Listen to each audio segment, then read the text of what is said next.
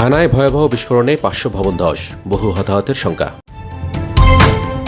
পশ্চিম আফ্রিকার দেশ ঘানায় স্বর্ণখনির কাজে ব্যবহৃত বিস্ফোরক বহনকারী একটি গাড়ি মোটরসাইকেলের সঙ্গে সংঘর্ষের পর বিস্ফোরণে অন্তত ১৭ জন নিহত ও ৫৯ জন আহত হয়েছেন।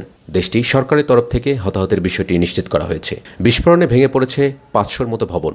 এতে হতাহতের সংখ্যা আরও বাড়তে পারে বলে আশঙ্কা করা হচ্ছে। সামাজিক যোগাযোগ মাধ্যমে ছড়িয়ে পড়া ভিডিও ফুটেজে দেখা গেছে বিস্ফোরণে বহু ঘরবাড়ি ধ্বংস হয়ে গেছে।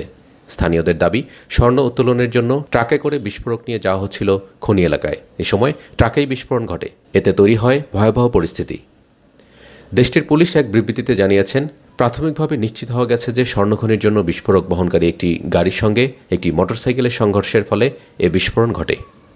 পুলিশের তরফ থেকে স্থানীয়দের নিরাপদে থাকার জন্য ওই এলাকা ছেড়ে আশেপাশের এলাকায় যেতে আহ্বান জানানো হচ্ছে।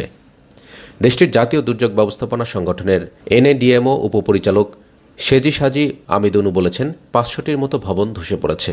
জানা গেছে, দেশটির পশ্চিম অঞ্চলের বোগোসো এবং বাউডি শহরের মধ্যে অ্যাপিয়াতে বিস্ফোরণটি ঘটে। এই অঞ্চলে কানাডার মালিকানাধীন একটি স্বর্ণখনি কিন্ড্রোস রয়েছে। এই স্বর্ণখনির এক মুখপাত্র জানিয়েছেন, ঘটনাটি কিন্ড্রোস স্বর্ণখনি থেকে ১৪০ কিলোমিটার দূরে ঘটেছে। ঘটনার প্রেসিডেন্ট নানা আকুফো অ্যাডো বলেন, বিস্ফোরণের ফলে বহু জীবনের ক্ষয়ক্ষতি হয়েছে, তবে ঘটনার বিস্তারিত কিছু জানাননি তিনি।